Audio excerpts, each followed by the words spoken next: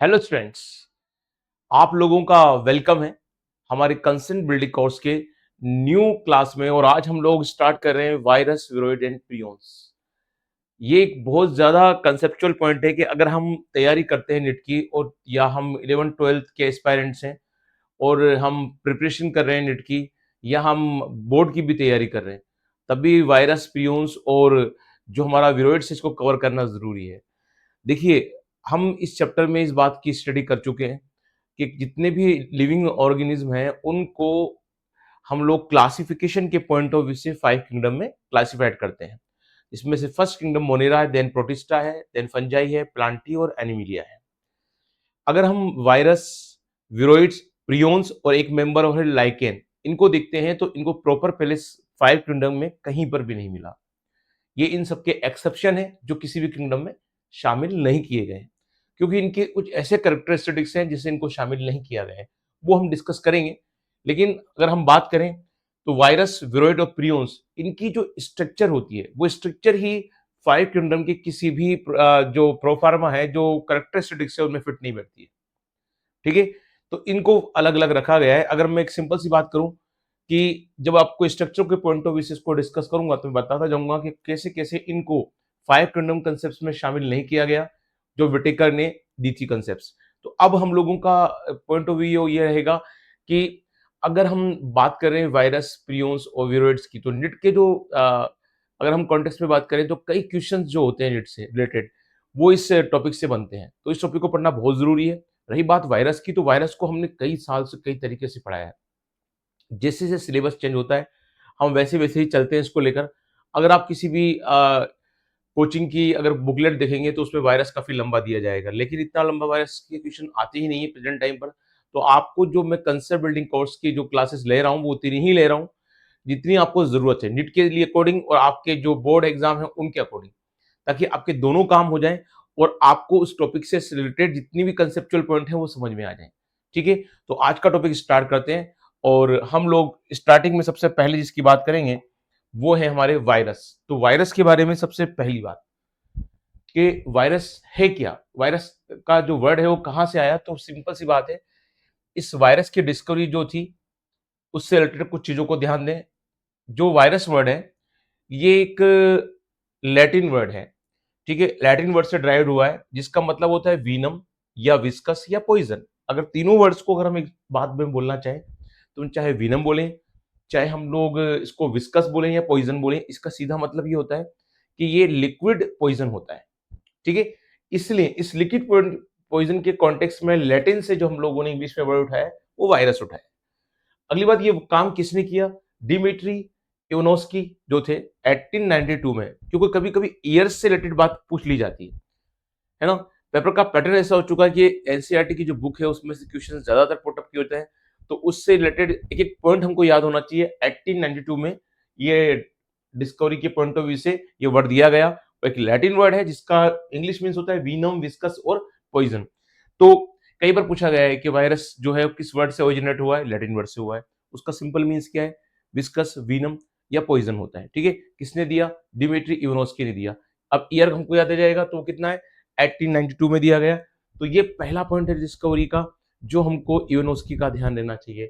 अगली बात ये आती है कि जो वायरस होता है उस वायरस की इसने यूनोस्की ने क्या किया? यूनोस्की ने एक नॉर्मली एक डिजीज देखी, टोबैको मोजेक डिजीज। इसमें क्या होता है, टोबैको के प्लांट में अलग अलग, जैसे मान लीजिए ये टोबैको की प्लांट की लीफ है। अगर मैं बोलता हूं आपसे कि ये टोबैको के प्लांट की लीफ है, तो इस लीफ पर क्या होते हैं, इस तरह के अलग अलग मोजेक टाइप के क्या होते हैं, ऐसे स्केयर बन जाते हैं, धब्बे बन जाते हैं। ठीक है, तो टोबैको के प्लांट में इस तरह की कंडीशन देखने को मिलती है। इसको कहा था टोबैको मोजेक डिजीज। अब टोबैको मोजेक डिजीज को जब क्लासिफाइड किया गया, उसको उसकी स्टडी की गई, तब मालूम पड़ा कि इसके लिए जो रेस्पॉन्सिबल ऑर्गेनिज्म है, जो कैजुअल ऑर्गेनिज्म है, वो है माइक्रोब्स। ठीक है, और ये जो माइक्रोब्स हैं, जो भी ये माइक्रोब्स होते हैं, वो स्मॉल देन बैक्टीरिया, यानी बैक्टीरिया जो हमने पढ़ा है उससे छोटे होते हैं। ठीक है, यानी सीधी सीधी सी बात करें, टोबैको प्लांट में हमको कोई डिजीज मिली, उस डिजीज को फाइंड आउट करने के लिए यूनोस्की ने क्या किया? यूनोस्की ने उसके स्टडी करने पर उनको मिला कि बैक्टीरिया के साइज से छोटे कुछ माइक्रोब्स इसके लिए रेस्पॉन्सिबल हैं। दूसरी बात, अब इन माइक्रोब्स को उन्होंने फिल्टर किया, तो जो बैक्टीरियल फिल्टर होता है, बैक्टीरियल फिल्टर कैसा होता है? जो बैक्टीरिया को पास नहीं होने देता, ठीक है ना? बैक्टीरिया को पास नहीं होने देता, वो बैक्टीरियल फिल्टर होता है। तो इस फिल्टर से ये जो माइक्रोब्स थे ये पास हो गए, ठीक है, उसके आर पार निकल गए। तो बैक्टीरियल प्रोफिल जो प्रो फिल्टर था उससे ये पास आउट हो गए।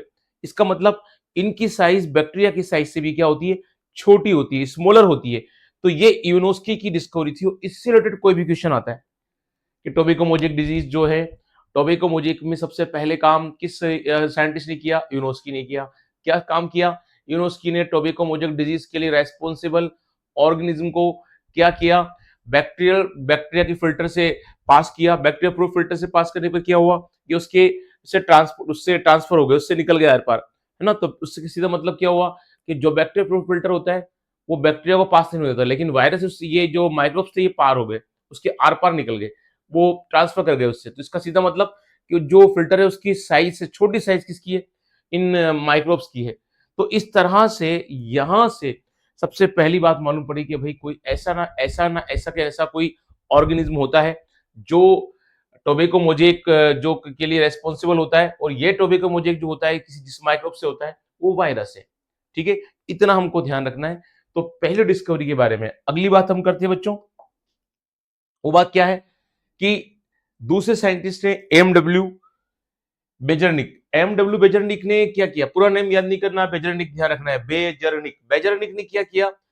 एक टोबैको का प्लांट है जो इन्फेक्टेड है। इस टोबैको के प्लांट के इन्फेक्टेड का एक्सट्रैक्ट फ्लूइड जो होता है, इससे फ्लूइड निकाल लिया, ठीक है? इसका फ्लूइड निकाल लिया गया, एक्सट्रैक्टेड कर लिया गया। अब इस फ्लूइड को कहां कंटामिनेट किया गया, कहां ट्रांसफर किया गया? इसको इस प्लांट से, इन्फेक्टेड प्लांट से जिसमें टोबैको मोजेक डिजीज हो रही है, उस टोबैको मोजेक डिजीज वाले प्लांट से एक सूप या एक एक्सट्रैक्ट बाहर निकाला और उसको कहां ट्रांसफर कर दिया?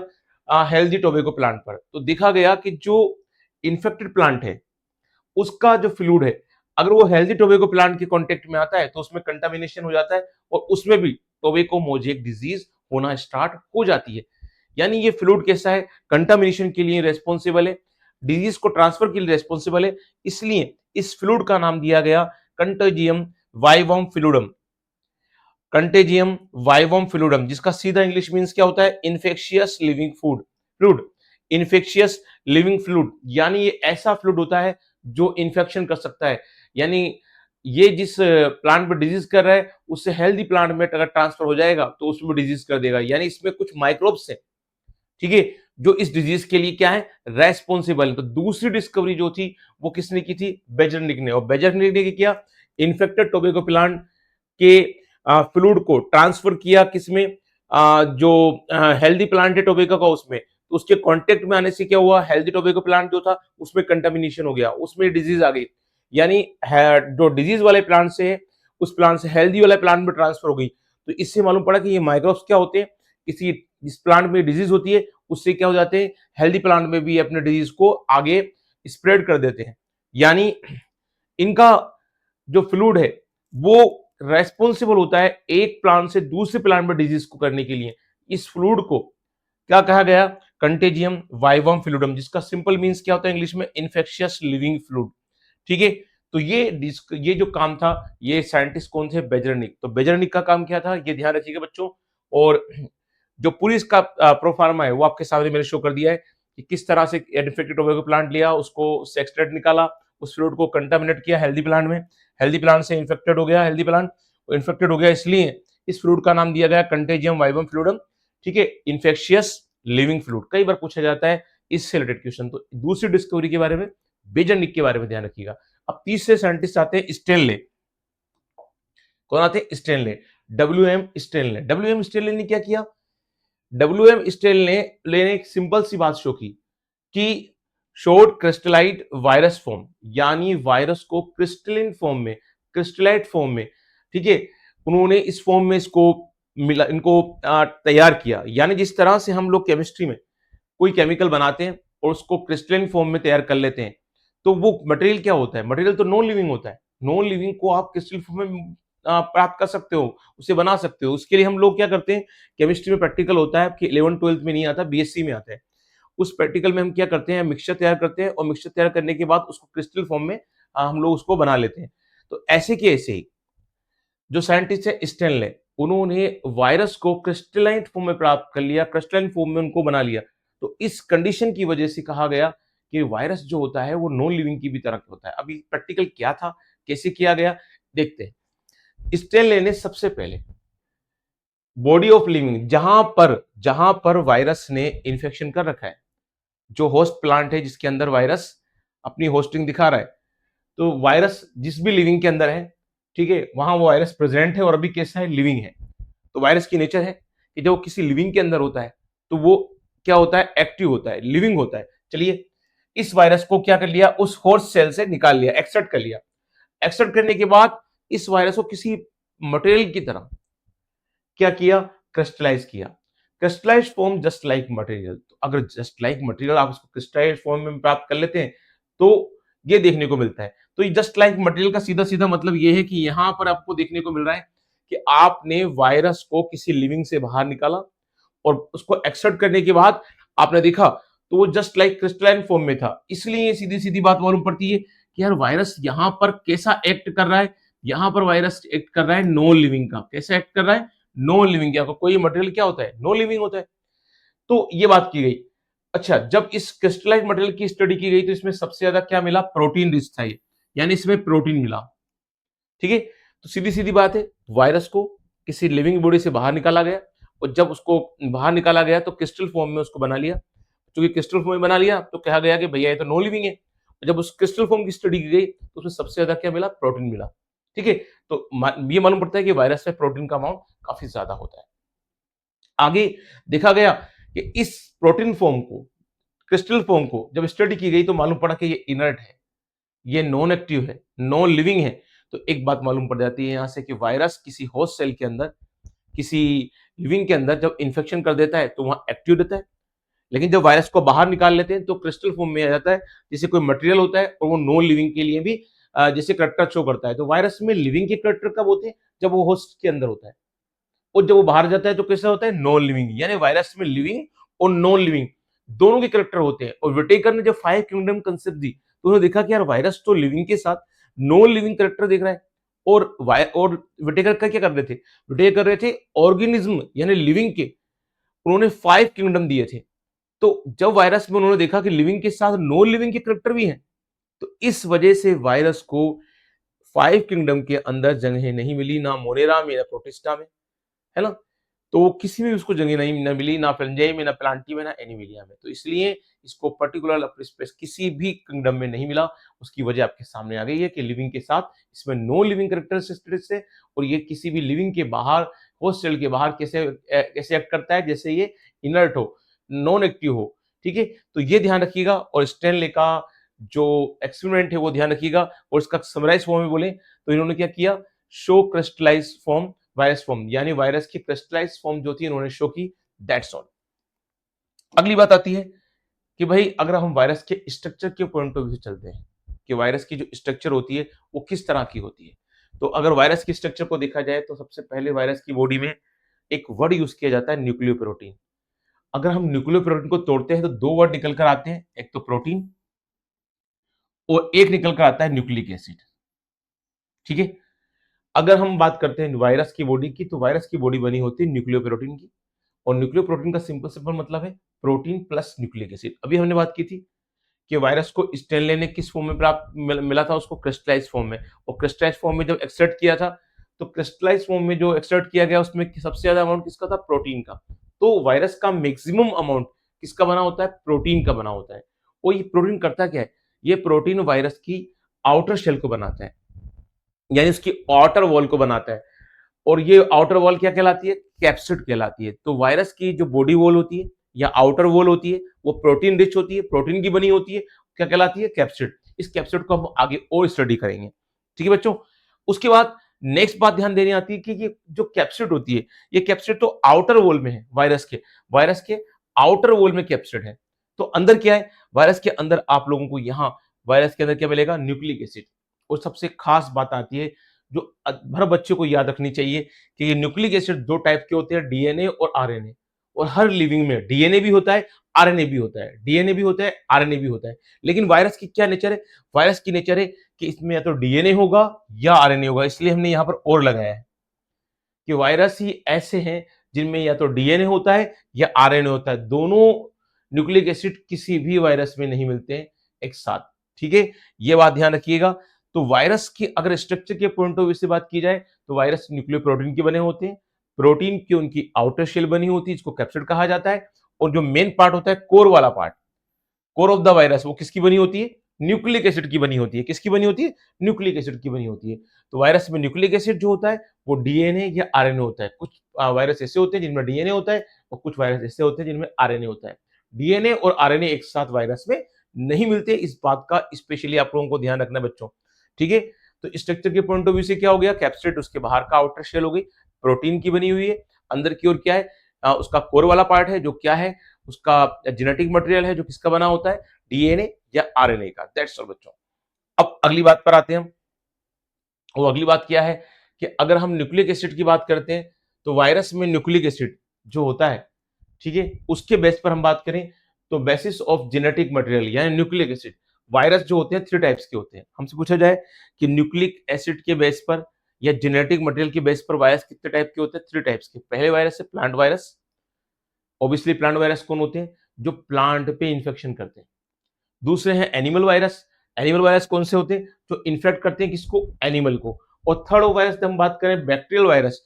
बैक्टीरियल वायरस कौन से होते हैं? जो बैक्टीरिया पे अटैक करते हैं, बैक्टीरिया पे इन्फेक्शन करते हैं। इनका दूसरा नाम क्या होता है? बैक्टीरियोफेज। थ्री टाइप्स के वायरस हो गए। प्लांट वायरस जो प्लांट पर इन्फेक्शन करते हैं, एनिमल वायरस जो एनिमल पे इन्फेक्शन करते हैं, और बैक्टीरियल वायरस जो किस पे इन्फेक्शन करते हैं? बैक्टीरिया पे इन्फेक्शन करते हैं। तो थ्री टाइप्स के वायरस होते हैं, ये हम लोगों को ध्यान रखना है। प्लांट वायरस, एनिमल वायरस और बैक्टीरियल वायरस। बैक्टीरियल वायरस का दूसरा नाम क्या है? Bacteriophage. What is bacteriophage? What is bacteriophage? Virus those infected the bacteria. ठीक है, तो जो भी वायरस बैक्टीरिया को इन्फेक्ट करते हैं वो क्या कहलाते हैं? बैक्टीरियोफेज कहलाते हैं बेटा, है ना? तो इसको ध्यान रखिएगा। अब हमको ये ध्यान देना है कि हमने इन वायरस को किस बेस पे डिवाइड किया। इनको डिवाइड किया न्यूक्लिक एसिड के बेस पर। अभी मैंने आपसे इससे पहले क्या कहा था कि वायरस में या तो आरएनए होता है या डीएनए होता है, दोनों एक साथ कभी नहीं मिलते। तो जो प्लांट वायरस होते हैं उसमें जनरली क्या होता है? आरएनए होता है। और वो कौन सा आरएनए होता है? Single strand. जनरली हम जानते हैं कि आरएनए में एक ही स्ट्रैंड होता है, ठीक है, डीएनए में डबल स्ट्रैंड होते हैं। तो हमने इस तरह से बनाया भी था कि डीएनए में इस तरह से डबल स्ट्रैंड होते हैं और टू पॉलीन्यूक्लियोटाइड चेन होती है, एक 3' 5' और एक 5' 3'। जिस तरह की टू चेन्स होती हैं। तो और आरएनए में क्या होता है? सिंगल स्ट्रैंड होता है।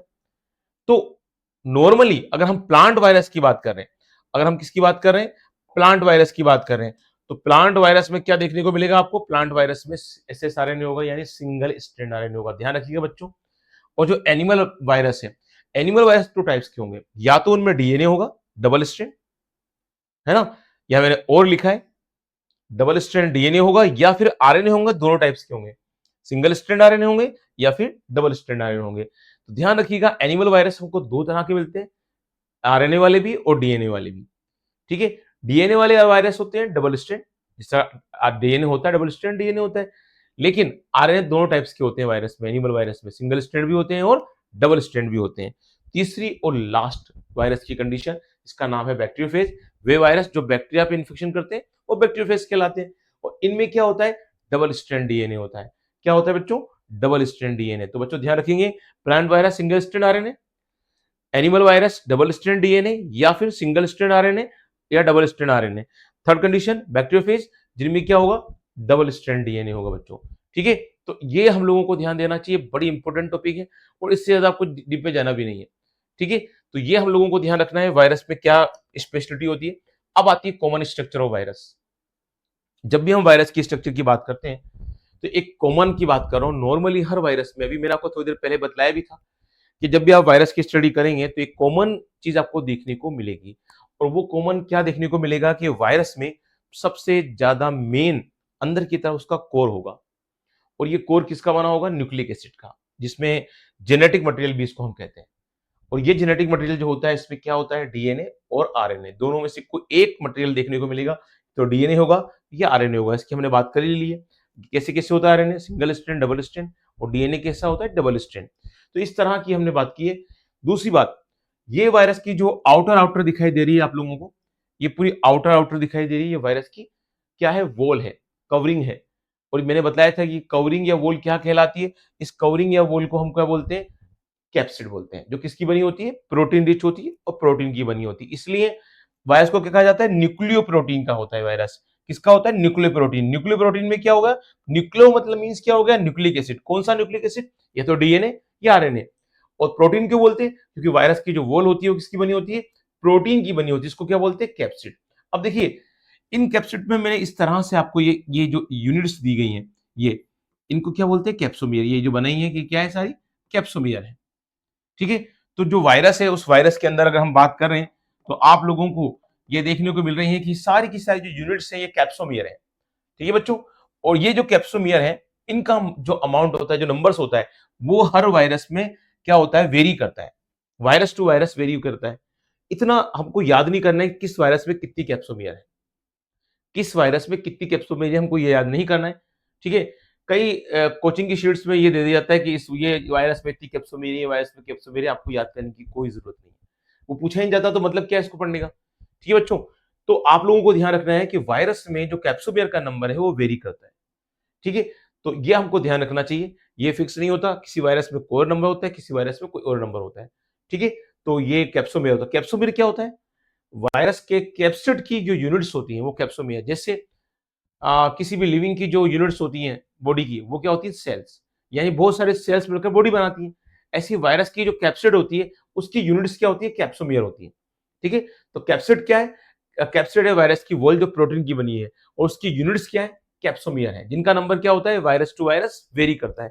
दूसरी बात, बीच के अंदर क्या होता है, जेनेटिक मटेरियल होता है, जो किसका बना होता है, डीएनए या आरएनए का। दोनों कभी एक साथ नहीं मिलते, दैट्स ऑल। ये वायरस की कॉमन स्ट्रक्चर है।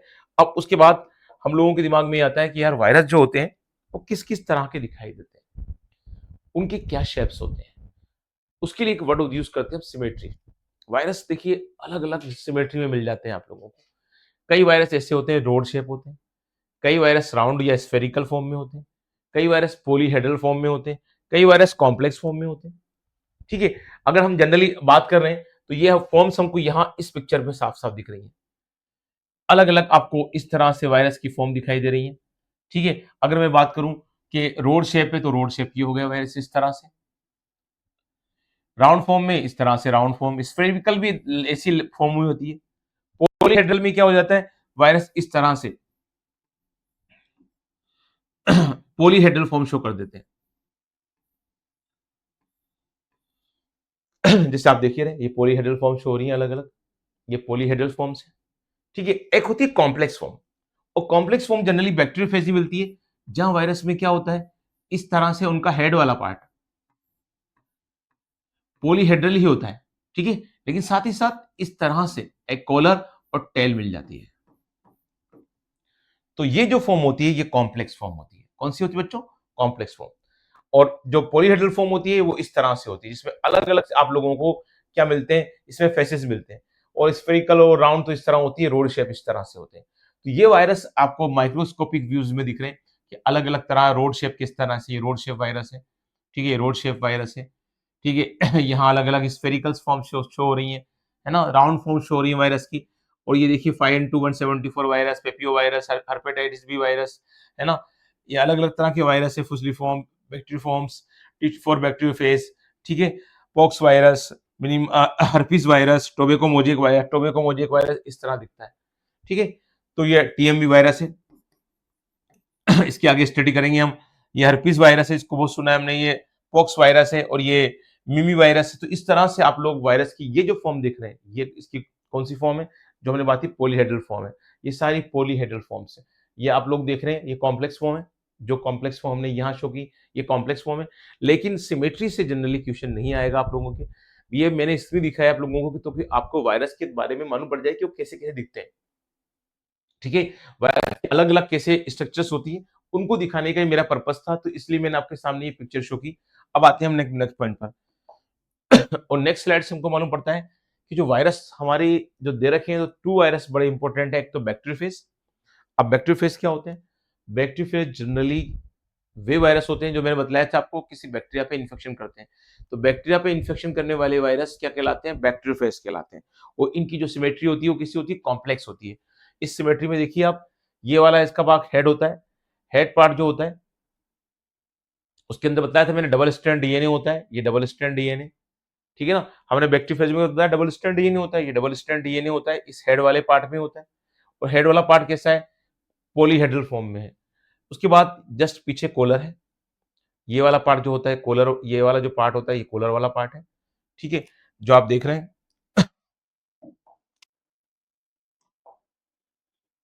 अगर मैं बात कर रहा हूं आपसे, तो ये वाला जो पार्ट है ये कॉलर वाला पार्ट आपके सामने शो हो रहा है।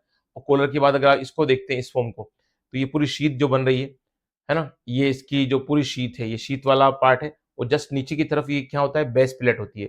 ये बेस प्लेट होती है। बेस प्लेट के बाद क्या होता है? बेस प्लेट या इसके बाद टेल प्लेट होती है, जहां से क्या होते हैं?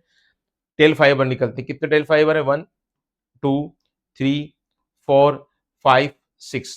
तो टेल फाइबर का नंबर कितना होता है? 6 होता है। टेल फाइबर क्या काम करते हैं बताऊंगा आप लोगों को। सबसे सीधी सी बात ये है कि जो बैक्टीरियोफेज है वो क्या होते हैं? इस तरह से होते हैं कि उनमें एक हेड होता है, एक कॉलर होता है और एक टेल होती है। हेड, कॉलर और टेल, इनके 3 इंपोर्टेंट पार्ट होते हैं। हेड, कॉलर और टेल, ठीक है? टेल जनरली शो होती है किससे? टेल फाइबर से शो होती है। ये टेल फाइबर शो हो रहा है। तो हेड, कॉलर और टेल फाइबर्स। तो हेड एक ही होता है, कॉलर 1 ही होती है और टेल फाइबर कितने होते हैं? 6 होते हैं। अब होता क्या है? अगर हम वायरस की एक सिंपल सी स्ट्रक्चर की बात करें, सपोज करो कि ये कोई बैक्टीरिया है,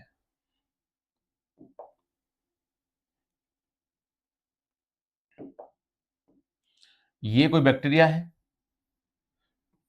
और इस बैक्टीरिया पर क्या होता है? कोई बैक्टीरियोफेज अटैक करता है। ये उसके टेल फाइबर हैं जो 6 है। तो जैसे बैक्टीरिया पर इंफेक्शन करता है कोई बैक्टीरियोफेज, तो उसमें आपको क्या स्पेशलिटी देखने को मिलती है? सबसे पहले ये होता है कि टेल फाइबर से क्या कर देता है?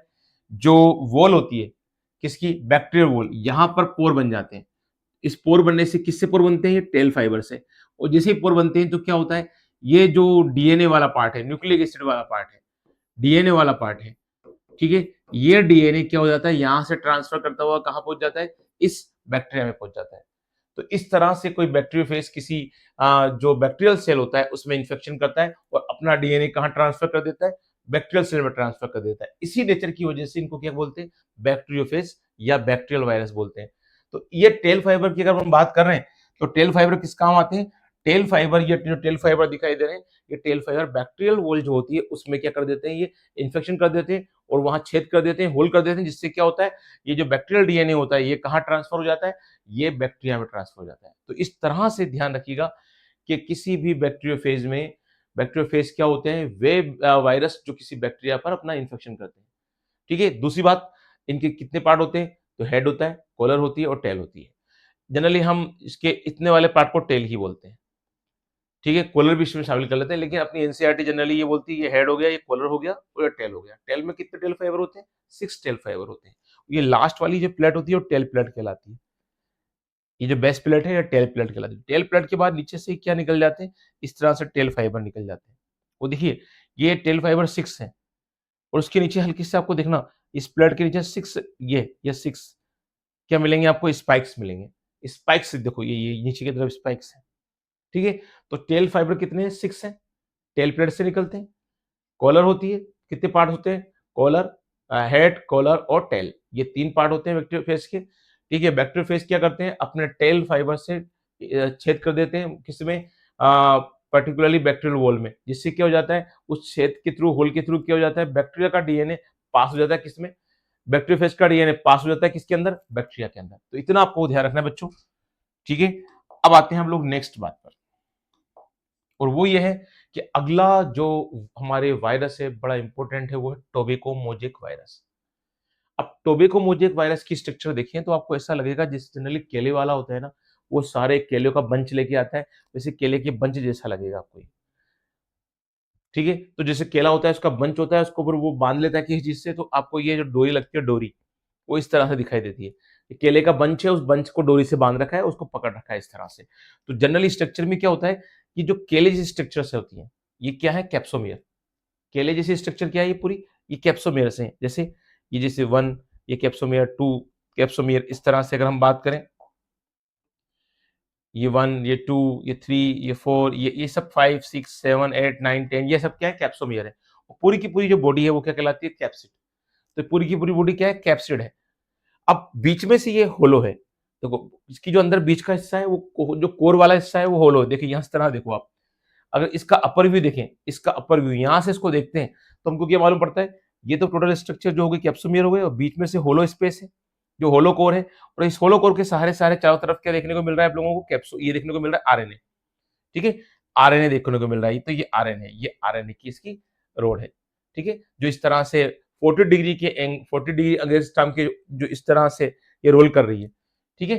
तो आप लोगों को ध्यान रखना है इसका पिच जो है वो 40 एंगस्ट्रॉम का है। अगर हम बात करें तो टोबैको मोज़ेक वायरस में क्या होता है? इस तरह की स्ट्रक्चर होती है जिसमें क्या होता है? एक बंच में आउटर वॉल में कैप्सिड होती है जिसमें बहुत सारे कैप्सोमियर होते हैं। ठीक है? कैप्सोमियर का नंबर अलग-अलग वेरी करता है लेकिन ये 2130 जनरली कैप्सोमियर का नंबर होता है। इसको आपको याद करने की ज़रूरत नहीं है। ठीक है? तो इस तरह से कैप्सोमियर होते हैं और कैप्सोमियर जो होते हैं इसकी यूनिट्स बनाते हैं कैप्सिड की और बीच में से ये होलो होता है। उसके होलो वाले पार्ट से ऊपर की तरफ क्या निकलता है? आरएनए निकलता है। तो ध्यान रखिएगा टोबैको मोज़ेक वायरस कौन से होते हैं? आरएनए वायरस होते हैं। कौन से वायरस होते हैं? आरएनए वायरस होते हैं। ठीक है? और आरएनए क्या होता है? बीच वाली जो कोर होता है इसके सहारे सारे ऊपर की तरफ जाता है और बहुत सारे क्या होते हैं इसपे कैप्सोमियर, ठीक है? जो किसी बनाना की जो जैसा होता है उसकी तरह दिखाई देते हैं। तो ये स्ट्रक्चर आपको ध्यान रखना चाहिए और यही स्ट्रक्चर आप लोगों को बनाकर भी आना चाहिए बच्चों। ठीक है? तो इतना आपको इस टोबैको मोज़ेक वायरस में याद रहेगा तो अपना जो वर्क है वो आराम से हो जाएगा, उससे ज़्यादा पढ़ने की ज़रूरत भी अपन को नहीं है। अगली बात पर चलते हैं तो वायरस के बाद अगला नंबर आता है विरोइड्स का। अब वायरस और विरोइड में क्या है? अगर आपको वायरस मालूम है तो विरोइड भी ऑटोमेटिक आपको मालूम हो जाएगा। सबसे पहले हम विरोइड्स पर आए उससे पहले इसकी डिस्कवरी की बात कर लेते हैं कि किसने विरोइड्स को दिया, विरोइड्स को समझाया। तो अपन मेल को बोलते हैं नर और फीमेल को बोलते हैं मादा। ठीक है? हिंदी में जो बोलते हैं। तो आप बोलेंगे सर हिंदी की इतनी ज़रूरत क्यों पड़ गई हम लोगों को? अ, हम लोग यहाँ हिंदी इंग्लिश को मिक्स कर लेंगे और साइंटिस्ट का नाम ध्यान रख लेंगे डाइनर, है ना? TO diner, diner. इससे हिंदी से ध्यान रख लीजिएगा इंग्लिश में डाइनर, दो नर डाइनर। तो डाइनर ने क्या किया? डाइनर ने विरोइड को समझाया, विरोइड का एक्सप्लेनेशन दिया। 1971 के आसपास का काम है। ईयर भी मैं इसलिए दे रहा हूँ, कभी हो सकता है कि ईयर से रिलेटेड कोई क्वेश्चन बना दे। तो डाइनर वही विरोइड को देने वाले थे, साइंटिस्ट थे, बात खत्म हो गई। अब मेन मुद्दे पर आते हैं कि अगर हम वायरस के स्ट्रक्चर को जानते हैं, अभी विरोइड्स की बात नहीं कर रहे हैं, तो वायरस के स्ट्रक्चर में क्या होता है? दो ही पार्ट मेन इंपॉर्टेंट होते हैं, आउटर कैप्सिड जो प्रोटीन की बनी होती है और बीच का पार्ट कौन सा होता है? जेनेटिक मटेरियल जो है डीएनए होता है या आरएनए होता है। अब आप किसी वायरस को देखते हैं और वायरस में कैप्सिड मिलती नहीं है।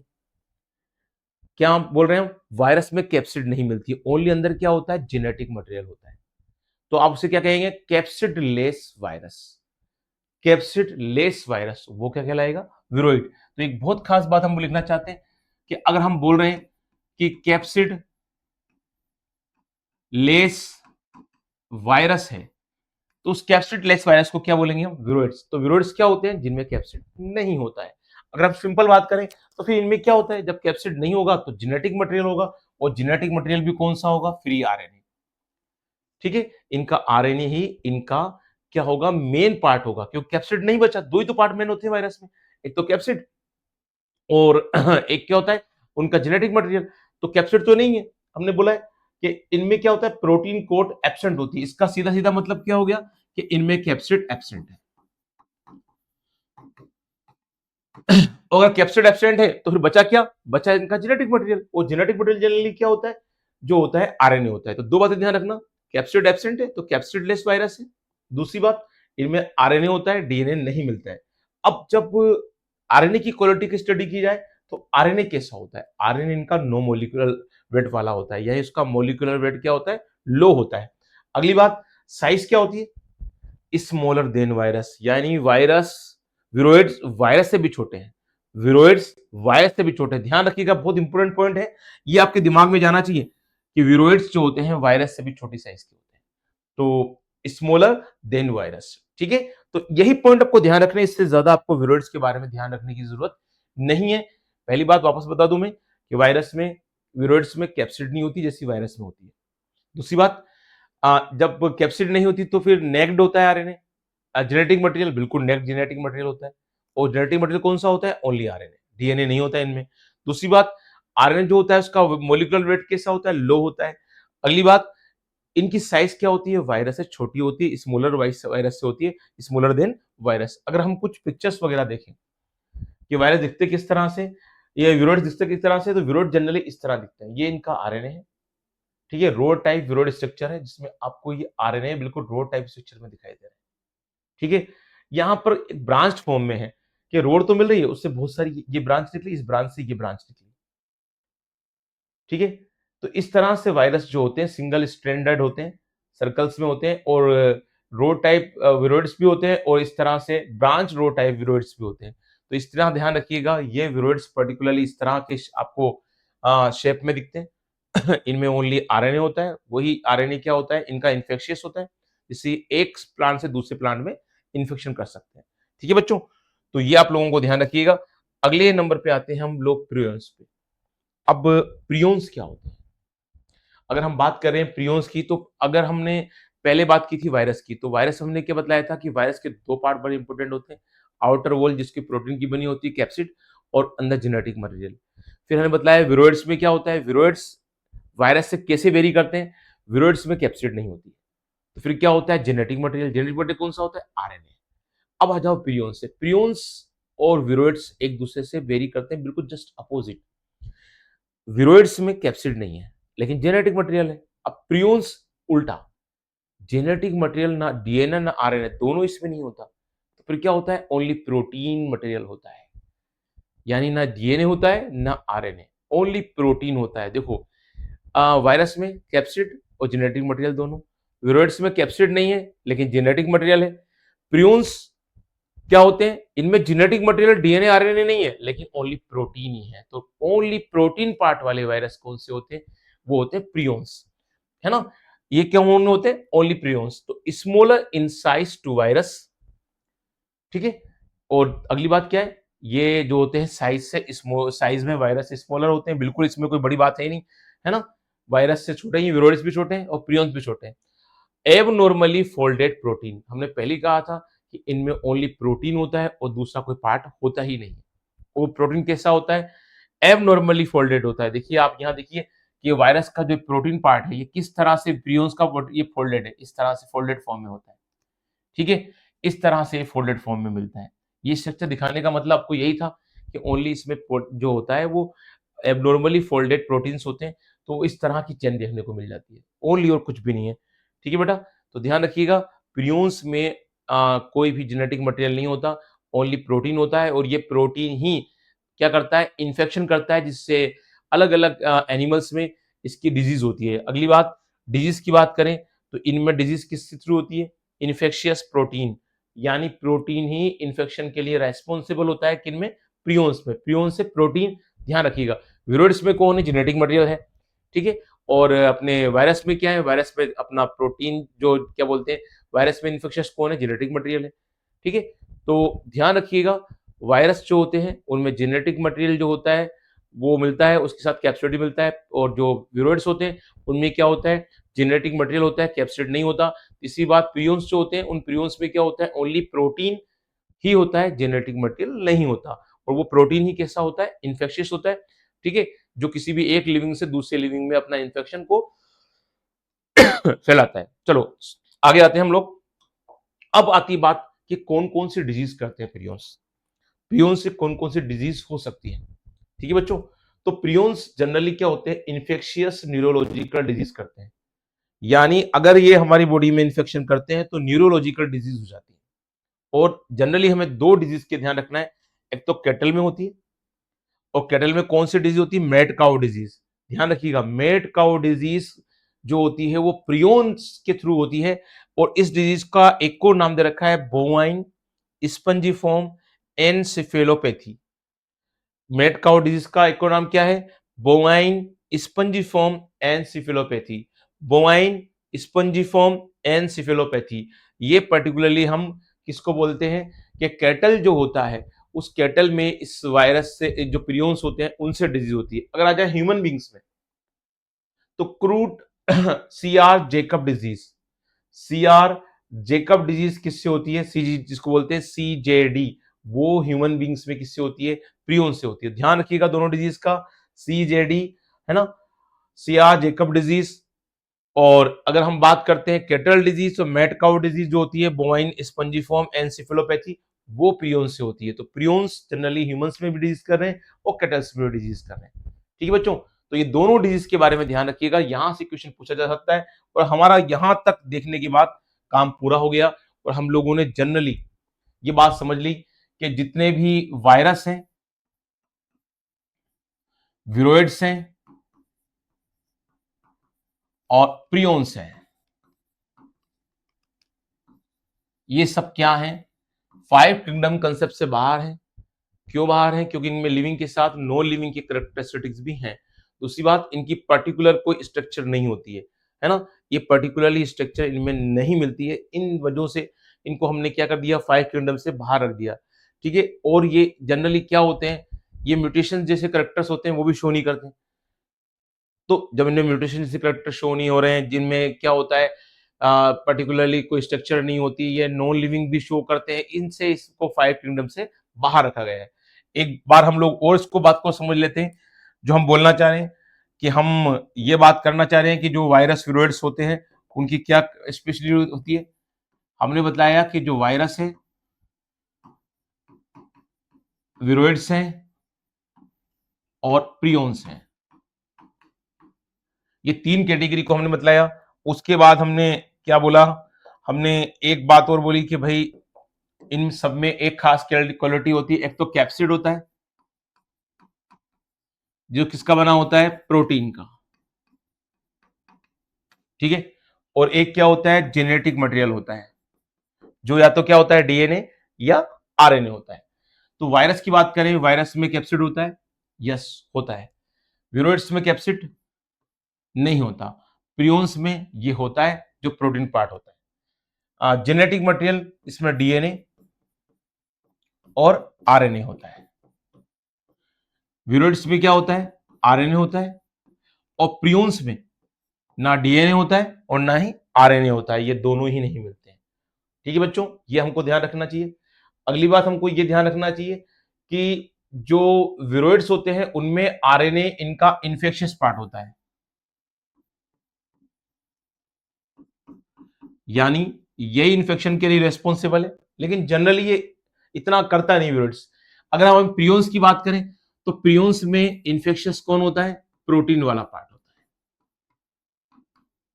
यही पार्ट क्या होता है, जो एक बंदे से दूसरे, एक एक लिविंग से दूसरे लिविंग में करता है, ये डिजीज को आगे ट्रांसफर करता है। तो ध्यान रखिएगा, ये आपको पर्टिकुलरली तीनों मेंबर में ध्यान रखना चाहिए। लाइकेन को हम किसी और क्लास के साथ लेंगे अगर जरूरत पड़ेगी तो, क्योंकि लाइकेन को इस क्लास में हमने शामिल नहीं किया है, हमने वायरस, विरोइड्स और प्रियोन्स को शामिल किया है। तो इतना आप लोगों को याद रह जाता है, तो आपका कोई सा भी क्वेश्चन, चाहे किसी स्टेट बोर्ड का हो, चाहे वो नेट का हो, छूटेगा नहीं और आराम से आप लिख कर आ सकते हैं।